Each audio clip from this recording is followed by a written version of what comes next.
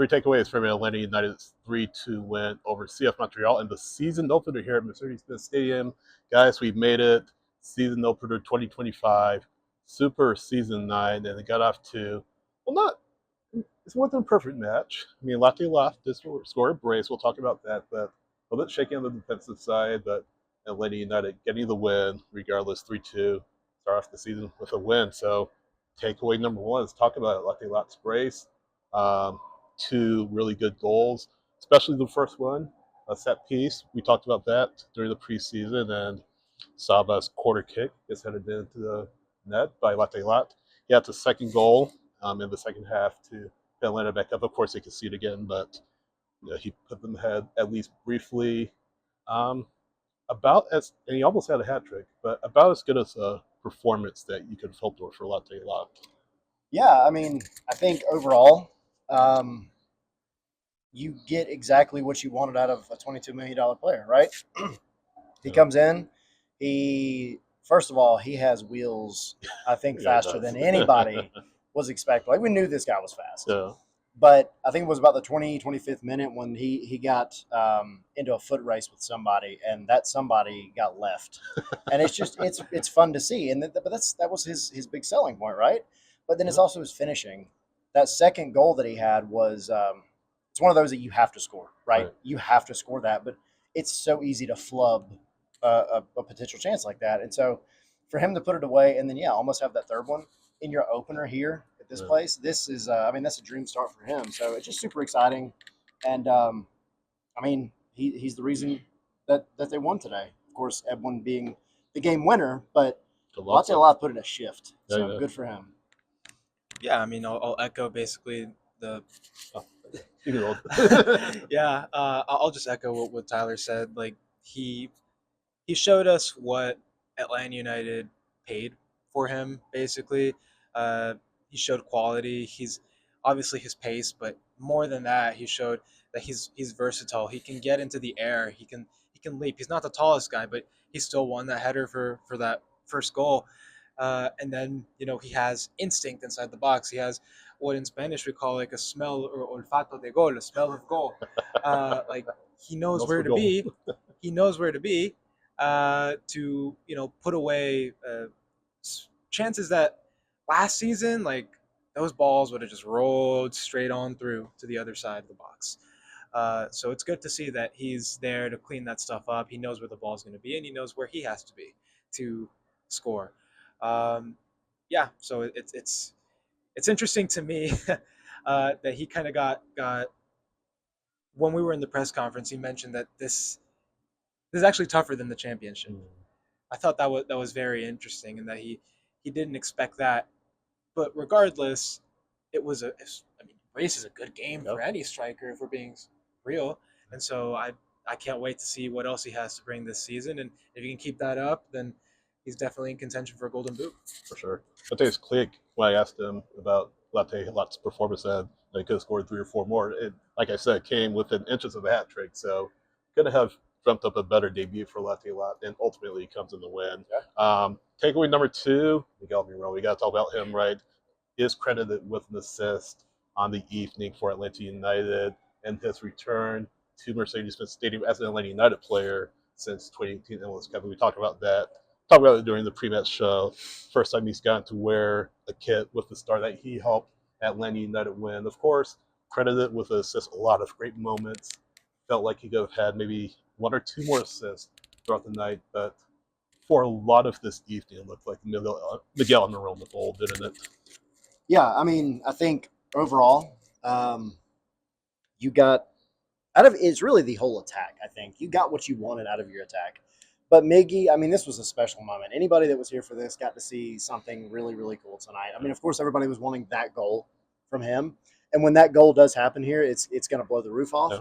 But just him getting on the ball, and he had a couple of really, really good runs into the box. And he, of course, provided the game-winning assist, which is a big deal.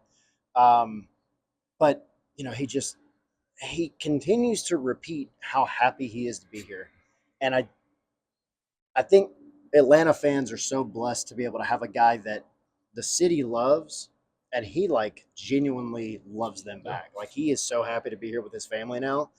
And he mentioned it down in the locker room. Like, I'm here doing this now, and I've got my family with me. I'm happy. He's like, I get to go home and spend time with my family, but like I'm so happy to be here in Atlanta. So just a big moment, a big time, opportunity for him. A little frustrating that he gets he didn't get a card, but he gets called for the 10-second get off the field quickly violation, which is why Atlanta had to play down a man at the end of the match. A little irritating. Man, just trying to take a victory Montreal lap. almost scored, by the way. Yeah, exactly. Late When they almost equalizer. scored. But I mean, he's trying to take a victory lap. It's not like he was walking Yeah. off the field. He's doing a little jog, clapping, whatever. Don't pick and choose your rules to enforce. It irks me, but whatever. Miggy's back, and I'm happy, and they won, so let's go. Yeah, absolutely. Henry, what you got? Yeah, I mean, the stadium welcomed him back. Mercedes-Benz Stadium welcomed him back majorly. They made tons of noise for him. Every time he popped up on the Halo board, it was just cheers. When he came out to warm up, it was cheers. Whenever they showed him on the lineup, introducing the lineups, massive cheers. It's clear that you know he means so much to the city, and I think he brings some very interesting quality to this team because it's like he hasn't really missed a step if you think about it. He still looks like Miggy, man. Yeah. He's still taking down defenders, doing some crazy moves. He's got skill. He's got swagger. Like that dude is the real deal. And he should have had, like we talked about, he should have had like a couple more assists. I think he should have had a couple of goals. There was that one, like the Latte Lath, the second goal was him heading it and then it getting saved before Latte Lath puts it away. But then he has a couple of other chances. There was one at the end here where he was running in to space into the box, and Sleece is like trying to play him in, and the defender barely gets to it. Like that we both looked at each other. We're like, that had to be his goal, man. We said this is his homecoming. He has to get a goal, and that was it, man. But no, I mean, I think we're going to see some really great stuff from him this season, and I can't wait until the Benz is celebrating his first goal back because that's going to be even bigger than this. Yeah. So Latte Lath, of course, scoring a brace in this debut. Del Marone scoring an assist in his return to Mercedes Stadium as a Lady United player. Takeaway number 3, the overall performance. Let's take a look at the goals. I mean, easily both preventable goals. Certainly the first one more preventable than the second. Nathan Saliba just left that on the island on the right wing just after halftime to make it 1-1. Just a frustrating goal defensively for Atlanta United. They get up 2-1 through Latte Lath, concede again to make it 2-2 before Mosquera's got up. So that ultimately stood as the match winner. So it's those little bad habits, unfortunately, that we saw from this team last year.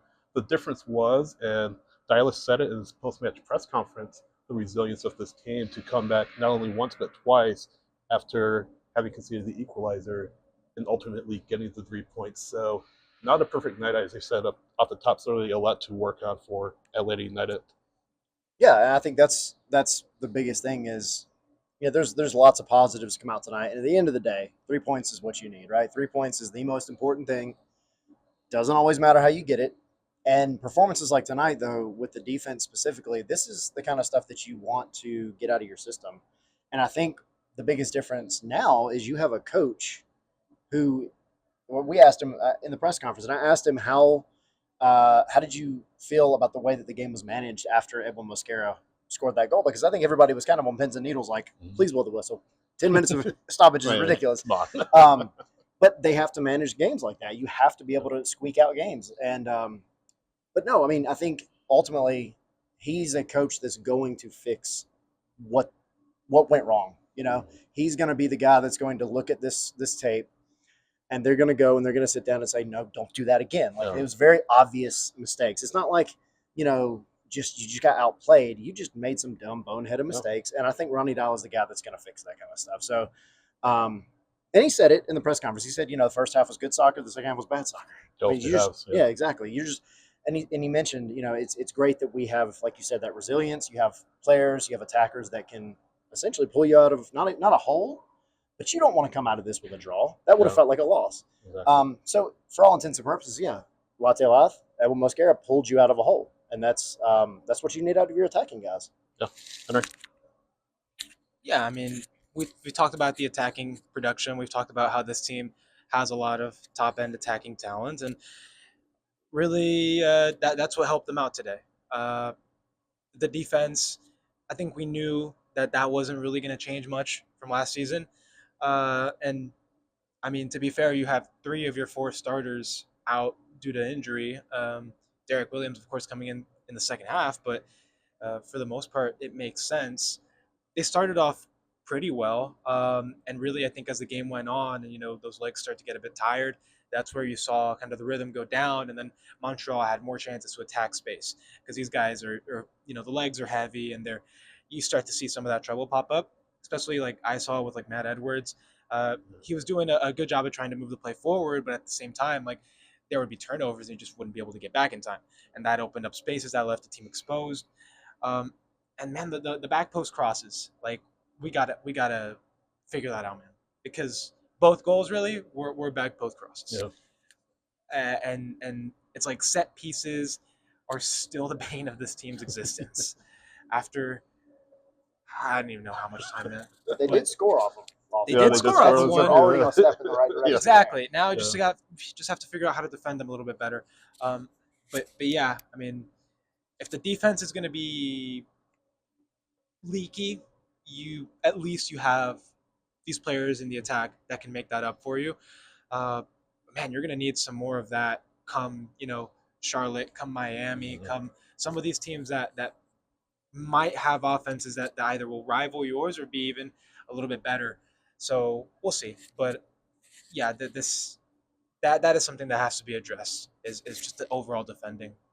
Absolutely. So 3-2 the score here at Lady United, off to a 3-point start to the 2025 season. Before we get out of here, a few housekeeping notes. Thanks, of course, to Sweetwater Brewery, our partner. Really appreciate you all support of Scars and Spikes, and great to have them on board with us for the 2025 season. We'll be back tomorrow night, 9 p.m. Eastern Time, for our celebration stream. We haven't figured out what we want to call it. Thankfully, Yeah. this is a celebration. Yeah. So we'll be talking about the match a little bit more in detail around 9 p.m. on YouTube, X, Facebook, wherever you find this.